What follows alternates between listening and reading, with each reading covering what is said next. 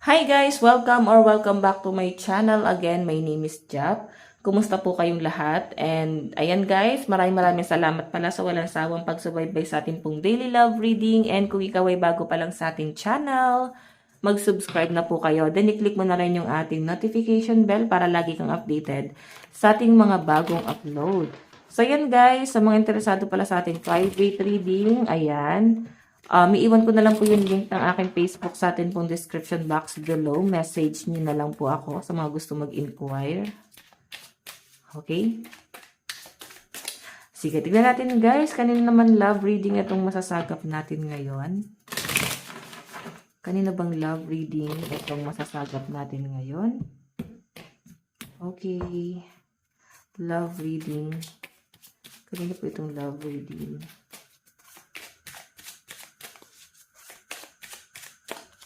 Meron tayong I've got superpower.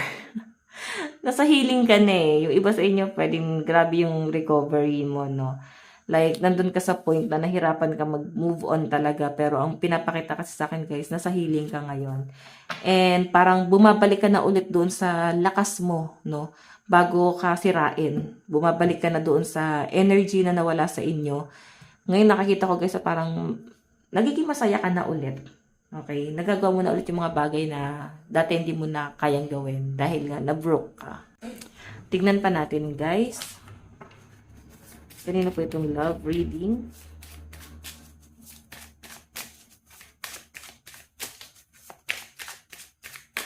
Meron tayong please leave a voicemail. So, wala kayo guys gano'ng pag-uusap na tong person na to. Okay, and lalo sa inyo guys, wala kang intention na kausapin pa tong person mo na to. Or ayaw mo muna siyang kausapin kasi nga, nasa healing ka pa eh. Nagre-recover ka pa, no? Pwedeng matindi yung tension sa inyo. Sa pinapakita sa akin dito, parang gusto mo na mapag-isa, ayaw mo muna ng stress. Ganun yung pinapakita sa akin guys. And ayan, pwedeng may mga sinasend siyang message or meron siyang isi-send sa inyo na message na parang babasahin mo lang, hindi ka agad-agad magre-reply dito sa taong to. Okay, kasi okay ka na eh. Alam mo yung feeling na nagiging maayos na ulit yung pamumuhay mo, tapos parang eto na naman tong person na to, no? Nandiyan na naman tong person na to. Ayan, tignan pa natin.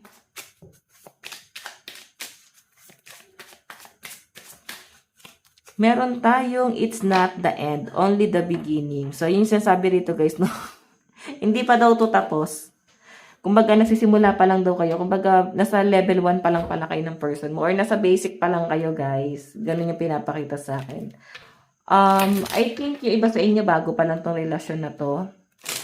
Then, dahil nga bago pa lang kayo, sinusubok na talaga kayo ng panahon. Okay? So, pwede kasi guys na parang magmamakaawa sa'yo tong person mo na to eh. Pero ikaw hindi mo siya kakausapin. Okay? Kasi kagagaling mo lang sa stress and pwede meron ka rin ibang problema na pinagdadaanan. Tapos parang sumasabay pa sa problema tong person mo or ni support ni hindi mo guys makuha doon sa person mo. Hindi ka niya sinusuportahan. Ni words of wisdom wala ka malang marinig dito sa person na to. Okay? Tignan natin.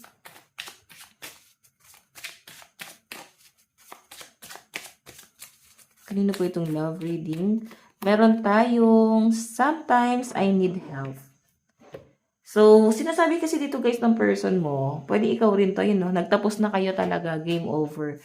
Parang parang kailangan nyo yung isa't isa. Kailangan nyo ng tulong ng isa't isa, pero hindi nyo guys makuha yung support sa isa't isa. Kailangan talaga guys, pagka bumabagsak na yung isa, tumulong yung isa. Then pagka yung isa naman yung bumabagsak, tulungan lang guys, no? Pero kung mararamdaman mo dito guys na parang isa lang yung tumutulong, tapos pag natulungan na, parang yung isa lumulubog, is parang pinababayaan na. Hindi na yan guys love. Ibig sabihin, may panggagamit na nangyayari dyan sa relasyon yung dalawa. So, pakiramdaman mo kung ginagamit ka ba ng person mo, or ano ba yung intention niya, or ano ba yung intention mo. Okay? So, ayan, may natapos dito kasi may naka-feel dito eh na parang may panggagamit na lang pala talaga to. And nakikita ko na parang mag-reach out pa sa yung person mo. Pero yung iba sa inyo guys, parang meron na ditong puputulin. Like, meron ka ng, parang meron kang personal na problema na kailangan ito muna yung pagtuunan mo ng pansin kaysa dito sa love life na to. Okay? Tingnan pa natin. Kanina po itong love reading spirit guide.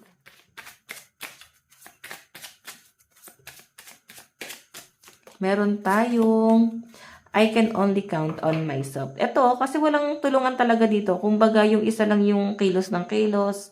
Siya lang yung naghahanap buhay. Pag uwi galing bahay, siya lang yung siya pa yung naglilinis sa bahay, siya pa yung nag-aasikaso sa sarili niya, nagluluto, ganito, ganyan. Tapos yung isa nagsiselfone lang ng ganun, oh.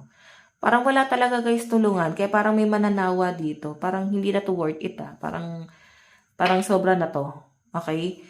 Na hindi nyo naman na-feel to before. Like, nung una parang ang ganda ng relasyon nyo, pero habang tumatagal guys, nagiging kampante na yung isa, parang nagiging tamad na, no? May tumatamad dito. Ganun yung nakikita ko. Okay? Sige, tingnan natin. Ayan. Kanina po itong love reading. Meron tayong party in your heart. Ayan, may anak pala eh. May buntis siguro dito.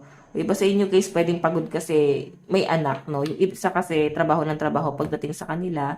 Pag uwi, akala niya nagpapakasasa lang yung asawa. Like, puro lang pahinga. Sa totoo lang guys, mas nakakapagod mag-alaga ng bata. Sa totoo lang guys. So, parang kailangan guys, mag-usap din kayo. Baka nagkakaroon lang kayo ng misunderstanding.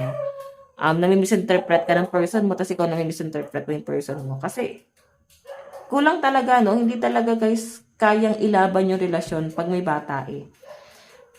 Nandun kasi yung parang nahati na yung obligasyon. So, bago talaga, guys, mag-anak, sa totoo lang, pag-usapan nyo muna kung ready na kayo. Okay? Tignan natin, meron tayong don't care if you don't like me.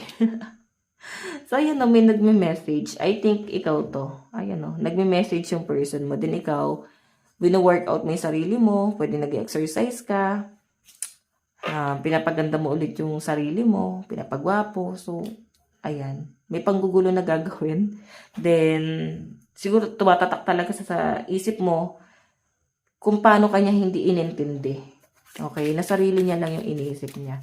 Meron tayong treat yourself, eat whatever you want, so, iba sa inyo puro kain, no, ayan, nagpapalaki siguro, nagpapalaki ng katawan. May pagbabago na gagawin sa sarili. So guys, tignan natin yung energy. Ayan. Stop complaining. 'Di ba? Hindi talaga kayo guys nag-uusap eh. Okay, eto. Inisip ka ng person mo, I don't understand yet. I'm genius. 'Di ba? Di niya maintindihan eh. Ano yung tumatakbo sa isip mo? Ano ba yung kinagagalit mo? Sa totoo lang guys, ito ha. Hindi naman siguro kayang hulaan ng mga partner natin kung ano yung kinagagalit natin. So, mas maganda na i-open na lang natin kesa, alam mo yan, kesa gawin natin sila guys, parang makiramdam. Oo, kasi mas nauuna nagmamature yung mga girl. Yung boy late yan. Okay, pero kung ikaw yung lalaki at mas matanda ka sa person mo, siguro kailangan pag-usapan nyo. Diba? Tignan natin yung energy. Doon muna tayo kay person. Okay. Ano yung nararamdaman ng person mo sa'yo? Yun. Nararamdaman sa'yo ng person mo. Meron tayong dopamine. Dopago. So, masaya siya. Ito kasi guys, parang uri siya ng gamot na nakakapagpasaya, nakakapagpa-hyper, no? So, nararamdaman niya sa inyo guys, masaya siya sa inyo, nag-e-enjoy siya sa inyo, and sobrang energetic siya pag nandiyan ka. Okay, ikaw yung lakas nitong taong to, guys. Okay, tignan natin ano naman yung tingin sa'yo ng person mo. Tingin ni person sa'yo. Infinity, paulit-ulit ka daw. Paulit-ulit ka na lang, pwedeng paulit-ulit ka na lang sa mga past issue yung dalawa. Diba? So, siguro, pag-usapan nyo.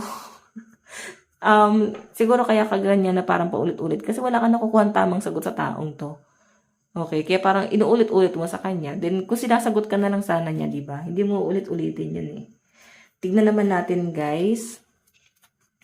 Ano naman ang magiging action ni person dito sa connection yung dalawa? Ano yung magiging hakbang niya? Meron tayong ayan. Daming lumalabas. Wait lang po. Ito yung nakuha natin, no? You are not your emotion. Ayan. Di daw kayo guys nagtutugma. Yung action niya rito guys, ayan, may payak-iyak pa siya rito. Okay? Nakikita ko na parang nalulungkot siya rito. Siguro iiyakan ka nitong taon to.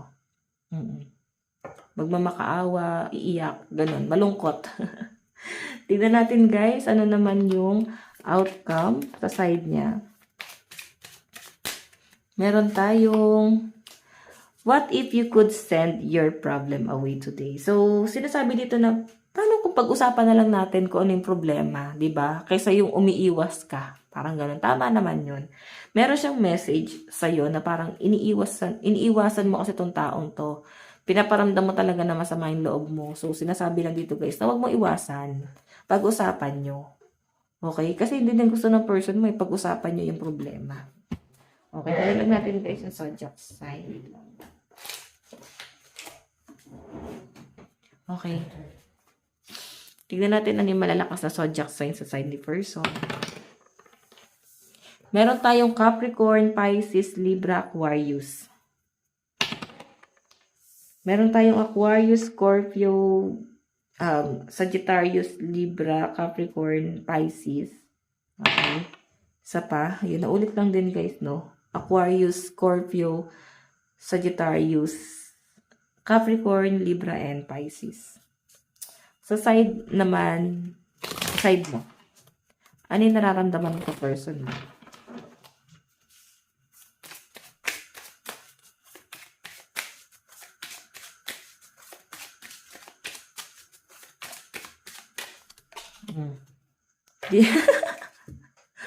Ayun, nararamdaman sa person mo, ikaw na bumasa. Parang nagme-meditate ka eh, nagpapahinga ka, wala kang pahinam. Galit ka sa kanya, yan. This is BS, no? Yan yung nararamdaman mo sa kanya, parang BS ka, buisit ka, ganon. So, yun nararamdaman mo sa taong to. Doing nothing is too fine. Ay, okay. Doing nothing is fine too. Nabaligtad na, no? So, galit ka sa person mo. Naiinis ka sa kanya. Ayaw mo siyang kausap. Okay. Tignan natin ano yung tingin mo kay person.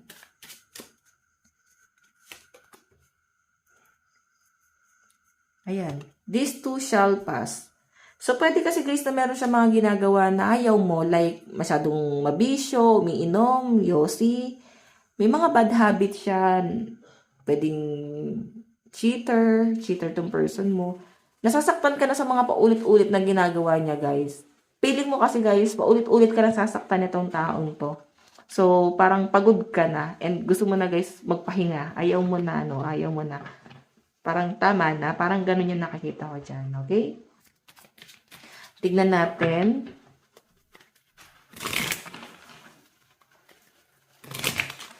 Ano naman yung action mo dito sa connection na to.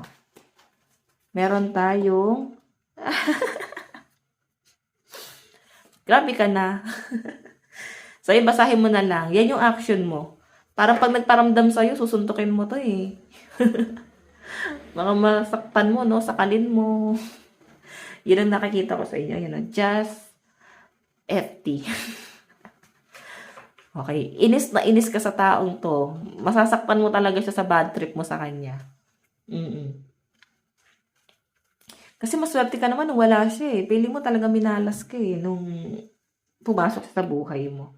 Okay, ni outcome. Outcome sa side mo. Meron tayong do not take it personally.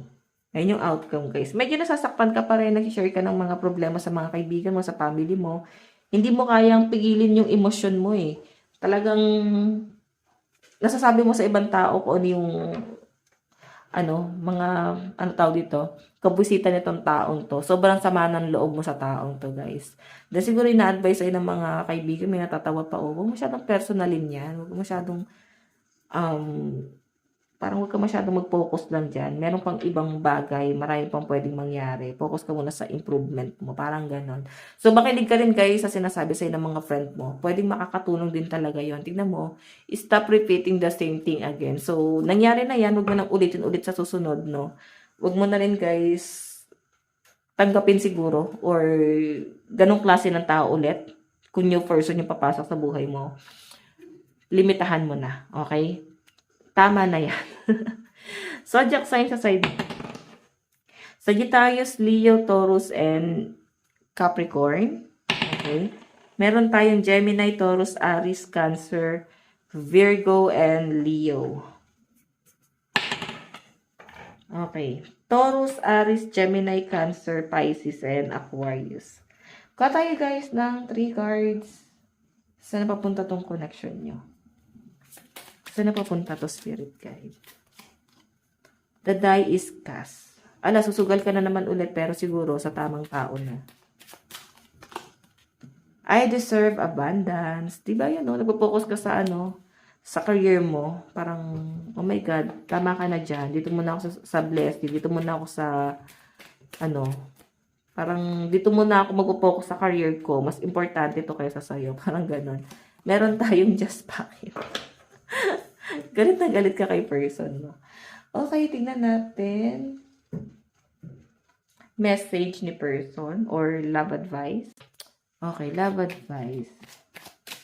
Meron tayong new love. O, diba? Focus ka na talaga sa new person. Galit na galit ka talaga din sa taong to. At mukhang masaya ka na. Okay. Finances and career. Kagaya ng sabi ko guys, mas magpo-focus ka sa career mo. And healing family issue. Parang, siguro may anak kayo. Ayan gusto mo na lang guys, i-heal yung family mo. Or, pwede itong taong to guys kasi, ayan. Parang sinasabi na gusto niya talagang ayusin ulit yung pamilya niyo. Okay, kung ano man yung mga pagkakamaling ginawa niya sa inyo. Parang willing siyang itama yun, no? So, parang bigyan mo siya ng chance. Kagaya ng nakita natin kanina, is parang iiyak siya pabalik sa inyo. So, kung ano na talaga yung title natin, guys. Sabi ko sa inyo, kung hindi kayo guys makarelate sa title natin, panoorin nyo pa rin. Baka kasi para sa inyo pa rin yung reading. Kasi minsan, hindi ko na rin talaga alam ang ita-title ko. So, panoorin nyo na lang guys. Okay? So, ngayon naman ita-title natin, iiyak siya pabalik sa'yo. Nakaraan parang luluhod siya pabalik sa'yo. Ngayon naman iiyak pabalik sa inyo. So, yun guys, ito lang po ang inyong reading. Maraming salamat po. God bless and love you all. Bye-bye!